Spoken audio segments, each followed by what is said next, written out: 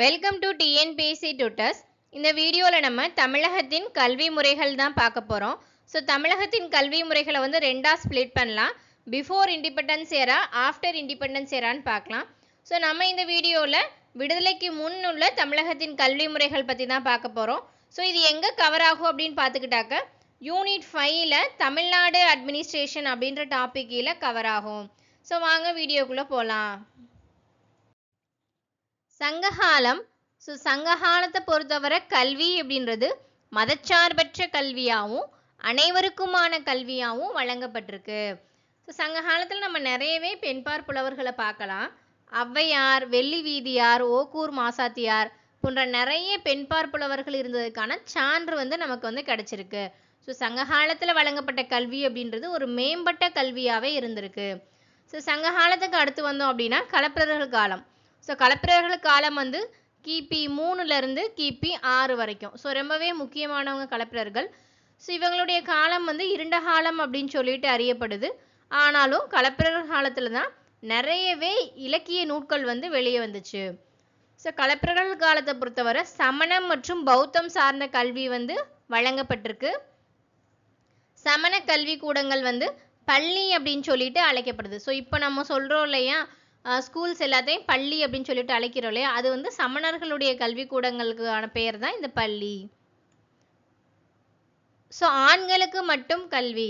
So களப்பிரர்கள் காலத்திலே பாருங்க, சங்க காலத்தில் பொதுவாக இருந்த கல்வி வந்து களப்பிரர்கள் காலத்தில் என்ன ஆகுது அப்படின்னா ஆண்களுக்கு மட்டும் வந்து கல்வி வந்து வழங்கப்படுது.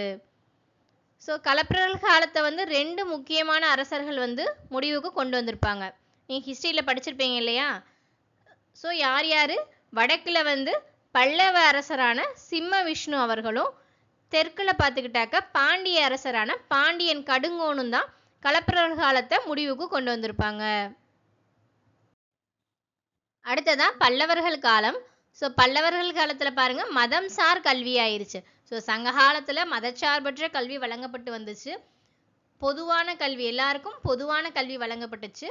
ஆனால் பல்லவர்கள் காலத்தில் வந்து மதம் சார் கல்வி வழங்கப்படுது. அதுவுமே ஆண்களுக்கு மட்டுமே வழங்கப்படுது. ஸோ நம்ம ஆல்ரெடி பார்த்தோம் இல்லையா, சமண மத கல்விக்கூடம் வந்து பள்ளின்னு அழைக்கப்படுது. அதே மாதிரி புத்த மத கல்விக்கூடங்கள் வந்து கடிகைகள் அப்படின்னு சொல்லிட்டு அழைக்கப்படுது. ஸோ பல்லவர்கள் வந்து புத்த மதத்தை வந்து பெரிதுமே ஆதரிச்சிருக்காங்க. ஸோ அடுத்து முக்கியமாக பார்த்துக்கிட்டாக்க காஞ்சிபுரத்தில் வந்து 100க்கும் மேற்பட்ட கடிகைகள் இருந்ததா வந்து யுவான் சாங் அவர்கள் வந்து அவருடைய பயண குறிப்பான சியூகியில் வந்து மென்ஷன் பண்ணுறாரு. ஸோ யுவான் சாங் வந்து மிக மிக முக்கியமான ஒரு சீன பயணி. ஸோ இவர் யாருடைய பீரியடில் வந்திருப்பாருப்பா? முதலாம் நரசிம்மவர்மன். ஸோ முதலாம் நரசிம்மவர்மன் அவர்களுடைய பீரியடில் பல்லவ ஆட்சி காலத்தில் வந்து யுவான் சாங் வந்து வருவார். நாலந்தா பல்கலைக்கழகத்திலையும் காஞ்சிபுரத்துலையும் தங்கி படித்ததா ஒரு வரலாறு இருக்குது. ஸோ இதே மாதிரி பாஹியான் இருக்கார் இல்லையா. ஸோ இந்தியாவுக்கு பயணம் செய்த முதல் சீன பயணி தான் யார்? பாஹியான். ஸோ இவர் யாருடைய பீரியடில் வந்திருப்பார் அப்படின்னாக்க முதலாம் சந்திரகுப்தருடைய பீரியடில் வந்து பாஹியான் வந்து வந்திருப்பார்.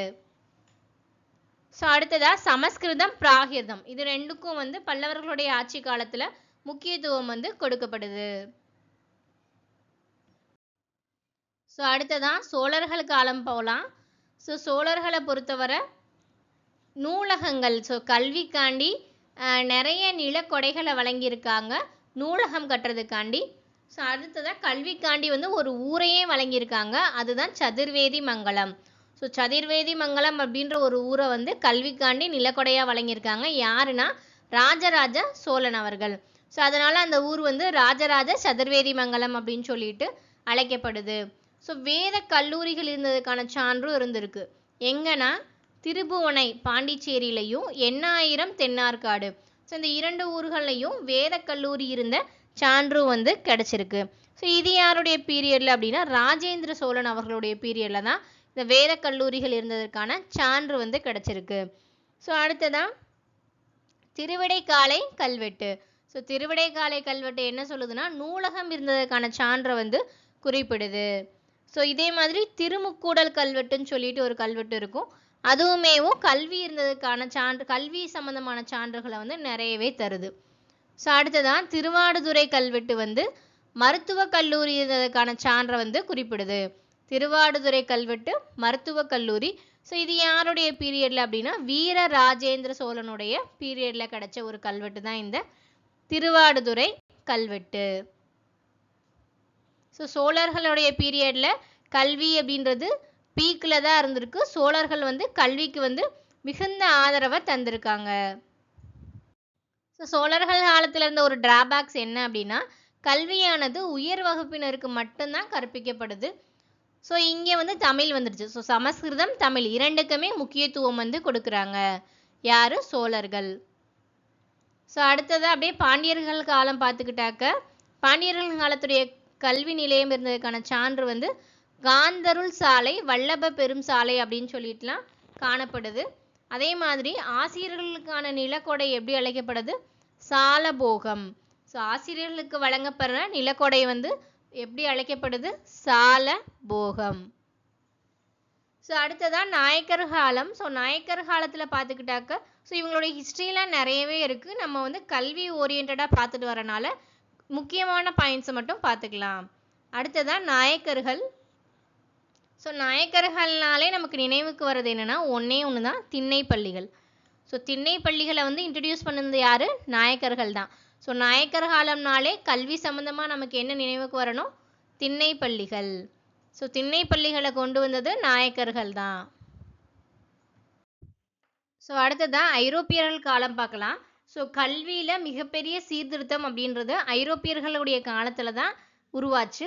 ஸோ என்னதான் ஐரோப்பியர்கள் வந்து நம்மளை அடிமைப்படுத்தி ஆண்டாலும் ஸோ அவங்க செஞ்சுட்டு போன நிறைய சீர்திருத்தங்கள் தான் இன்றைக்கி நம்ம இந்தியன் எஜுகேஷன் சிஸ்டமில் வந்து ஒரு மிகப்பெரிய தாக்கத்தையே ஏற்படுத்தியிருக்கு. ஸோ அப்படி எஜுகேஷன் ரிலேட்டடாக பார்த்துக்கிட்டாக்க 1781 வந்து வாரன் ஹேஸ்டிங் அவர்கள் வந்து கல்கத்தாவில் வந்து ஒரு மதராசா அப்படின்னு சொல்லிட்டு ஒரு கல்வி நிறுவனத்தை வந்து நிறுவுறாரு. ஸோ இந்த வாரன் ஹேஸ்டிங் யார்? ஸோ ஹிஸ்ட்ரியில் படிச்சிருப்பீங்க ஐஎன்எம்மில். வாரன் ஹேஸ்டிங் யார்? வங்காளத்தின் முதல் தலைமை ஆளுநர் தான் இந்த வாரன் ஹேஸ்டிங். ஸோ இவர் என்ன பண்ணுறாரு? 1781 கல்கத்தாவில் வந்து மதராசா அப்படின்னு சொல்லிட்டு ஒரு கல்வி நிறுவனத்தை வந்து நிறுவுறாரு. ஸோ அடுத்ததான் 1784 ஆசியாட்டிக் சொசைட்டி ஆஃப் பெங்கால் அப்படின்னு சொல்லிட்டு ஒன்று உருவாக்கப்படுது. அதாவது வங்காள ஆசிய கழகம். யார் நிறுவுறா அப்படின்னா வில்லியம் ஜோன்ஸ் அவர்களால் நிறுவப்படுது. ஸோ அடுத்ததான் 1791 சமஸ்கிருத கல்லூரி வந்து வாரணாசியில் வந்து நிறுவப்படுது. ஸோ இப்படி கொஞ்சம் கொஞ்சமாக கல்வியை வந்து இம்ப்ளிமெண்ட் பண்ணிகிட்டே போகிறாங்க. அடுத்ததாக வந்து 1801 வில்லியம் கோட்டை கல்லூரி அப்படின்னு சொல்லிட்டு ஒரு கல்லூரி கட்டப்படுது. யாருன்னா வெல்லஸ்லி பிரபு அவர்களால்.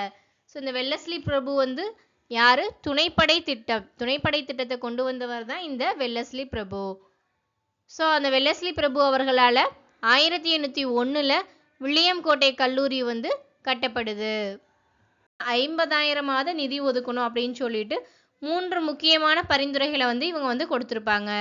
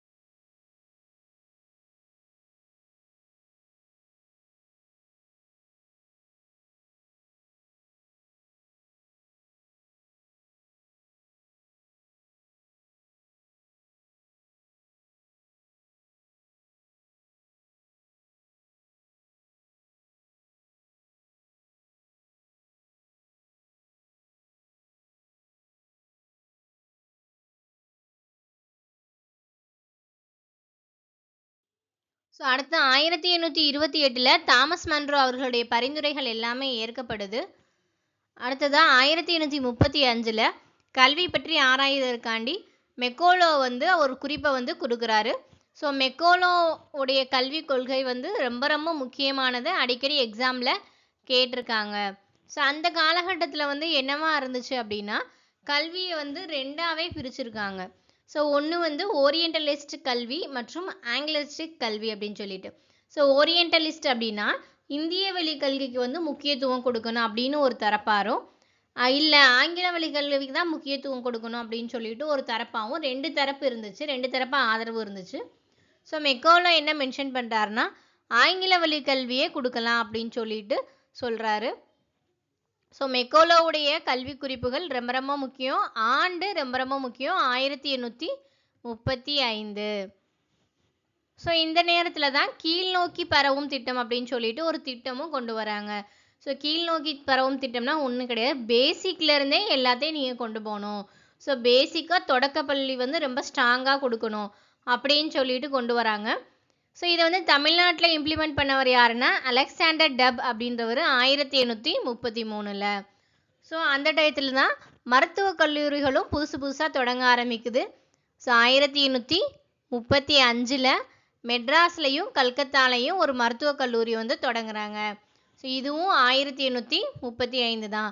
ஸோ 1835ல் ரெண்டு முக்கிய குறிப்பு இருக்குது. ஒன்று வந்து மெக்கோலோவுடைய கல்விக் கொள்கை, ரெண்டாவது வந்து மெட்ராஸ் மருத்துவக் கல்லூரி வந்து 1835 தான் நிறுவப்படுது. 1845 பம்பாய் மருத்துவக் கல்லூரி. ஸோ 1835 மெட்ராஸ் கல்கத்தா மருத்துவக் கல்லூரி, 1845 பம்பாய் மருத்துவக் கல்லூரி வந்து தொடங்கப்படுது. அடுத்து 1847ல் ரூர்க்கி பொறியியல் கல்லூரி வந்து தொடங்கப்படுது. ஸோ அடுத்ததான் 1850ல் ஸ்டான்லி திட்டம். ஸோ இந்த ஸ்டான்லி திட்டம் வந்து ரொம்பவே முக்கியமான ஒரு திட்டம். எதுக்காண்டி அப்படின்னா, இவங்க வந்து துவக்க கல்விக்கு வந்து முக்கியத்துவம் வந்து கொடுக்க சொல்கிறாங்க. ஸோ பேசிக்லேருந்தே ஸ்ட்ராங்காக இருந்தால் தான், ஸோ இந்தியர்களுக்கு வந்து கல்வின்றது பேசிக்லேருந்தே ஸ்ட்ராங்காக கொடுக்கணும் அப்படின்னு சொல்லிட்டு துவக்க கல்விக்கு முக்கியத்துவம் கொடுங்க அப்படின்னு சொல்லிட்டு இந்த ஸ்டான்லி திட்டம் வந்து சொல்கிறாங்க. அடுத்ததாக முக்கியமான ஒன்று 1854 சார்லஸ் வுட் அறிக்கை. So Magna Carta of Indian education அப்படின்னு சொல்லிட்டு அழைக்கப்படுறது இந்த வுட்ஸ் அறிக்கை தான். ஸோ இதுவும் இம்பார்ட்டண்டான previous year question. 1854 Charles Woods அறிக்கை இந்தியாவில் ஆங்கில கல்வியின் மகாசாசனம் அப்படின்னு சொல்லிட்டு அழைக்கப்படுது. ஸோ ஏன்னா இதுவரை எல்லாமே ஆங்கில வழி கல்விக்கு தான் ஆதரவு கொடுத்துருந்தாங்க. இந்த வுட்ஸ் தான் என்ன சொல்கிறாருன்னா, ஆங்கிலம் மற்றும் வட்டார மொழி கல்வியை வந்து ஏற்க சொல்கிறாரு. ஸோ போத் ஆங்கிலத்திலையும் கல்வி கற்றுக் கொடுங்க, அதே மாதிரி அந்தந்த வட்டார மொழிகள்லையும் கல்வி கற்றுக் கொடுத்தாதான் அவங்களுக்கு வந்து எளிமையாக இருக்கும் அப்படின்னு சொல்லிட்டு இந்த வுட்ஸோடைய அறிக்கை வந்து சொல்லுது. ஸோ இது வந்து ஒரு இம்பார்ட்டண்டானது. ஸோ அப்போ தான் கல்வி வந்து எல்லாருக்கும் போய் சேரும் அப்படின்னு சொல்லிட்டு இந்த வுட்ஸ் அறிக்கை வந்து மென்ஷன் பண்ணுது. ஸோ அதே மாதிரி இன்னொரு விஷயமும் சொல்கிறாங்க. ஸோ அப்போல்லாம் அந்த வரைக்குமே ப்ரைவேட் ஸ்கூல் வந்து கவர்மெண்ட் கண்ட்ரோலில் தான் இருந்துச்சு. ஸோ இந்த வுட்ஸ் அறிக்கையில் என்ன சொல்கிறாங்கன்னா, ப்ரைமரி ஸ்கூல் மட்டும் வந்து தனியார் கையில் கொடுத்துடலாம் அப்படின்னு சொல்லிட்டு சொல்கிறாங்க. ஸோ தனியாரும் வந்து பள்ளிகளை வந்து ஏற்று நடத்தலாம் அப்படின்னு சொல்லிட்டு ஒரு அறிக்கையும் விடுறாங்க. ஸோ இதுவுமே ஒரு முக்கியமான விஷயந்தான். ஸோ சார்லஸ் வுட்ஸ் அறிக்கை, மெக்னா Carta of Indian education.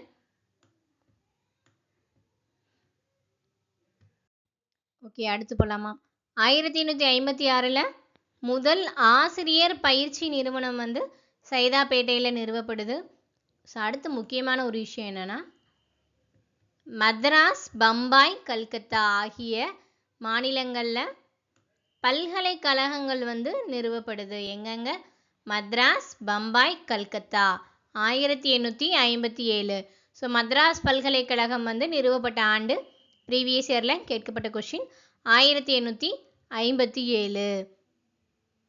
So இது தொடர்ந்து புதிய நிறைய பல்கலைக்கழகங்கள் வந்து எல்லா மாகாணங்களையும் தொடங்கப்படுது. ஸோ அடுத்து ஹண்டர் குழு. ஸோ ஹண்டர் குழுவும் இம்பார்ட்டண்டானது தான். ஸோ இயரை மட்டும் நல்லா பார்த்து வச்சுக்கோங்க. 1882 ஹண்டர் குழு. ஸோ சார்லஸ் வுட்ஸுடைய அறிக்கையை வந்து செயல்பாடு குறித்து ஆராய்வதற்காண்டி போடப்பட்ட குழு. ஸோ இவங்க என்ன சொல்கிறாங்கன்னா தொடக்க கல்விக்கு முக்கியத்துவம் கொடுக்குறாங்க. ஸோ அகைன் அண்ட் அகைன் எல்லாருமே இதை தான் சொல்கிறாங்க. ஸோ இந்தியாவில் வந்து தொடக்க கல்வி வந்து அறிமுகமும் படுத்தப்படுது. ஹண்டர் குழு 1882, மദ്രാஸ் பல்கலைக்கழகம் 1857. ஸோ அடுத்ததாக உள்ளாட்சி அமைப்புகள்கிட்ட வந்து கல்வியை ஒப்படைக்க சொல்லி ஹண்டர் குழு வந்து சொல்கிறாங்க. அது மட்டும் கிடையாது, இது வரைக்கும் பிரைமரி ஸ்கூல் வரைக்கும் தான் ப்ரைவேட் கண்ட்ரோலில் இருந்துச்சு. ஸோ மேல்நிலை பள்ளி வரை தனியாருக்கு வழங்குறதுக்கான அனுமதியும் வழங்கப்பட்டது. ஸோ அது மட்டும் கிடையாது, உமன்ஸோடைய எஜுகேஷனுக்கு இம்பார்ட்டன்ஸ் கொடுக்கப்பட்டது. இது வந்து முக்கியமான ஒன்று. ஸோ ஹண்டர் குழு அவர்களுடைய பீரியடில் தான் சிறுமிகளுக்கான எஜுகேஷனும் கொடுக்கணும், தொடக்க கல்வி வந்து ரொம்ப ரொம்ப முக்கியமானது அப்படின்னு சொல்லிட்டு மென்ஷன் பண்ணப்பட்டது. ஸோ இதுவும் முக்கியமான ஒன்று. அடுத்ததான் 1882 பஞ்சாப் பல்கலைக்கழகம், 1887 அலகாபாத் பல்கலைக்கழகம் போன்ற புதிய புதிய பல்கலைக்கழகங்கள் வந்து தொடங்கப்பட்டது. ஸோ அடுத்ததான் 1902 ராலே குழு அப்படின்னு சொல்லிட்டு ஒரு குழு போடப்படுறாங்க. ஸோ இது முக்கியமாக முழுக்க முழுக்க எதுக்காண்டி அப்படின்னா, ஸோ இப்போ வந்து இந்தியர்களுக்கான படிப்பு வந்து கொடுக்கப்பட்டது, அவங்களுக்கான பல்கலைக்கழகங்களும் திறந்தாச்சு. ஸோ ஹையர் எஜுகேஷன் வர வந்து இந்தியர்கள் வந்து படிச்சுட்டாங்க. ஸோ படிச்சுட்டு அவங்க என்ன பண்ணுறாங்கன்னா, அவங்களுக்கு எதிரான நடக்கிற விஷயத்தில் கேள்வி கேட்க ஆரம்பிக்கிறாங்க. ஸோ அப்போ தான் என்ன பண்ணுறாங்கன்னா, சரி பல்கலைக்கழகங்களில் வந்து நிறைய புரட்சியாளர்கள் வெடிக்கிறாங்க, ஸோ அவங்கள ஒடுக்கிறதுக்காண்டி ஒரு சட்டம் கொண்டு வரணும் அப்படின்னு சொல்லிட்டு 1904 வந்து பல்கலைக்கழக சட்டம் அப்படின்னு சொல்லிட்டு ஒரு சட்டம் போடுறாங்க. ஸோ ராலே குழு வந்து இதை வந்து வற்புறுத்துறாங்க. ஸோ பல்கலைக்கழக நிர்வாகத்தை வந்து மறுசீரமைப்பு பண்ணணும், அதாவது என்ட்ரன்ஸ் எக்ஸாம் வைக்கணும். ஸோ பல்கலைக்கழகங்களில் எல்லாத்துலேயும் என்ட்ரன்ஸ் எக்ஸாம் வைக்கணும் அப்படின்னு சொல்லிட்டு ஒரு சட்டத்தை வந்து கொண்டு வர்றாங்க. ஸோ இதுதான் ராலே குழு 1902. ஸோ அடுத்ததான் 1917 சார்லஸ் குழு அப்படின்னு சொல்லிட்டு ஒரு குழு போடப்படுது. 3 மெம்பர்கள் இருக்காங்க, சார்லஸ், அஸ்மதாஸ் முகர்ஜி, ஜியாவுதீன் அகமது. ஸோ இந்த குழு என்ன பண்ணுறாங்கன்னா 2 முக்கிய பரிந்துரைகளை கொடுக்குறாங்க. ஒன்று வந்து இடைநிலை கல்விக்கு வந்து முக்கியத்துவம் கொடுக்கணும் அப்படின்னு சொல்லிட்டு சொல்கிறாங்க. ஸோ இதனை தொடர்ந்து வந்து 7 புதிய பல்கலைக்கழகங்கள் வந்து தொடங்கப்படுது. ஸோ 1917 சார்லஸ் குழு, ஜஸ்ட்டு தெரிஞ்சு வச்சுக்கோங்க. ஸோ அடுத்தது மிக முக்கியமானது 1919 மாண்டேகு செம்ஸ்போர்ட் திட்டம். ஸோ மிக மிக முக்கியமான ஒரு திட்டம் ஹிஸ்ட்ரி பாயிண்ட் ஆஃப் வியூவில். ஸோ நம்ம இங்கே பார்த்துக்கிட்டாக்கா கல்வியை வந்து இவங்க மாகாண பொறுப்புக்கு விடுறாங்க. ஸோ அதுவரை மத்திய பொறுப்பில் இருந்த கல்வி வந்து அந்தந்த மாகாணங்கள்கிட்ட ஒப்படைக்கப்படுது. ஸோ இது ஒரு முக்கியமான பாயிண்ட்டு.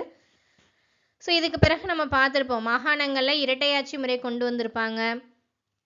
ஸோ காங்கிரஸ் வந்து தேர்தலை புறக்கணிச்சிருப்பாங்க. ஸோ அதனால் நீதி கட்சி வந்து சென்னை மாகாணத்தில் போட்டியிட்டு ஸோ மொத்தம் ஒரு 98 இடங்கள் இருக்கும், அதில் 63 இடங்களில் வெற்றியும் பெற்றிருப்பாங்க. ஸோ இதெல்லாம் ஹிஸ்ட்ரியில் பார்த்துருப்பீங்க. ஸோ நீதி கட்சியுடைய ஒரு முக்கியமான சாதனை என்னது அப்படின்னா, மதிய உணவு திட்டம் 1921 கொண்டு வந்திருப்பாங்க. எங்கே மெட்ராஸ் மாகாணத்தில் 1000 விளக்கு அப்படின்ற ஒரு பகுதியில் தியாகராய செட்டி அவர்களால் இது கொண்டு வரப்பட்டிருக்கும். ஸோ 1925 சென்னை முழுக்க இதை வந்து விரிவாக்கமும் பண்ணியிருப்பாங்க. ஸோ இதன் பிறகு இந்த திட்டம் வந்து நிறையவே உருமாறி இருக்கும். காமராஜர் அவர்களுடைய பீரியடில் தமிழகம் முழுவதுமே இந்த மதிய உணவு திட்டம் வந்து செயல்படுத்தப்பட்டிருக்கும். எம்ஜிஆர் அவர்களுடைய பீரியடில் சத்துணவு திட்டமாக இது மாறி இருக்கும். ஸோ இப்போ ரீசெண்டாக 2022 காலை உணவு திட்டம் அப்படின்னு சொல்லிட்டு நம்மளுடைய தமிழக முதலமைச்சர் அவர்களால் மதுரையில் தொடங்கப்பட்டிருக்கும். ஸோ இது வந்து முக்கியமான பாயிண்ட் மதிய உணவு திட்டத்தில்.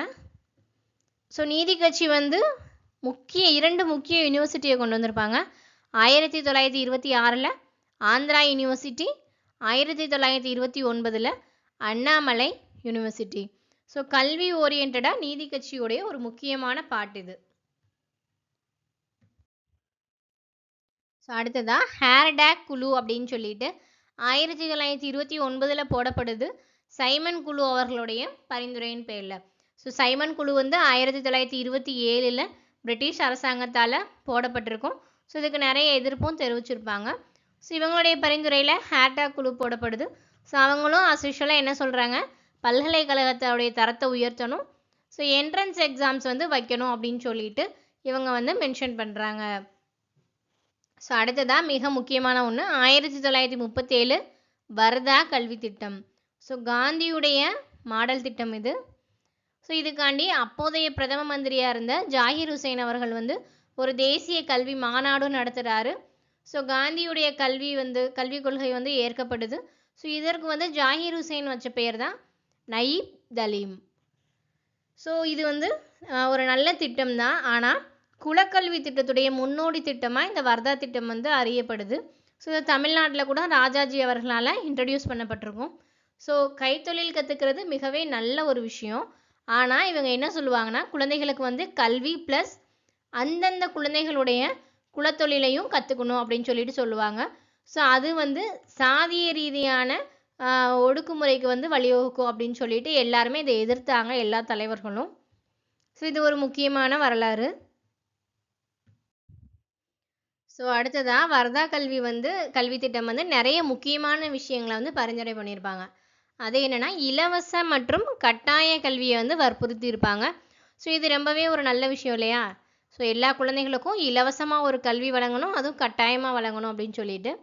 அடுத்ததான் தாய்மொழியில் கல்வி கற்கணும் அப்படின்னு சொல்லிட்டு மென்ஷன் பண்ணியிருப்பாங்க. ஸோ அடுத்த முக்கியமான விஷயம் என்னென்னா மும்மொழி கொள்கை. ஸோ நிறைய கான்ட்ரவர்சியாக போயிட்டுருக்க ஒரு விஷயம் இந்த மும்மொழி கொள்கை. ஸோ இதுக்கு வந்து பேஸ் என்னென்னா இந்த வர்தா கல்வி திட்டம் தான். ஸோ இவங்க என்ன சொல்கிறாங்கன்னா, 2 முதல் 7ஆம் வகுப்பு வரை உள்ள குழந்தைகளுக்கு எல்லாமே செகண்ட் லாங்குவேஜாக ஹிந்தி இருக்கணும். அதே மாதிரி 8ஆம் வகுப்பு முதல் குழந்தைகளுக்கு ஆங்கிலமும் கற்பிக்கப்படணும் அப்படின்னு சொல்லிட்டு சொல்கிறாங்க.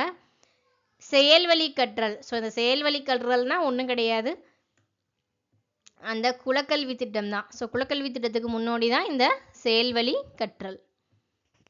ஸோ இதெல்லாம் வந்து வர்தா கல்வி திட்டம் மென்ஷன் பண்ண முக்கியமான பாயிண்ட்ஸ். ஸோ அடுத்ததாக 1944 சர்ஜென்ட் குழு. ஸோ இதுவும் மிக முக்கியமானது. ஏன்னா இன்றைய நம்ம எஜுகேஷன் சிஸ்டத்துக்கான ஒரு அந்த வடிவத்தை ஸ்ட்ரக்சரை கொடுத்ததே இவங்க தான். ஸோ இந்த குழு என்ன பண்ணுறாங்க அப்படின்னா, 3 முதல் 6 வயது வரதெல்லாமே முன்பருவ ஆரம்ப கல்வி அப்படின்னும், 6 முதல் 11 வயது வரை உள்ளது எல்லாமே கட்டாய தொடக்க கல்வி அப்படின்னும், 11 முதல் 14 வயது வரை இது இருக்கிறது எல்லாமே இடைநிலை கல்வி அப்படின்னும், ஸோ 14 முதல் 18 வயது வரை உள்ள எல்லாமே வந்து உயர்கல்வி அப்படின்னு சொல்லிட்டு கல்வியை வந்து பிரிக்கிறாங்க. ஸோ இப்போ உள்ள கல்வியுடைய ஸ்ட்ரக்சருக்கு பேஸே இதுதான். ஸோ அதனால இந்த சர்ஜென்ட் கல்விக்குழு வந்து மிக முக்கியமான குழுவாக கருதப்படுது. ஸோ இதோட விடுதலைக்கு முன் தமிழ்நாட்டு கல்வி அப்படின்ற டாபிக் வந்து நிறைவு பெறுது. ஸோ அடுத்த வீடியோவில் வந்து விடுதலைக்கு பின் தமிழ்நாடு கல்வியை பற்றி பார்க்கலாம். தேங்க்யூ.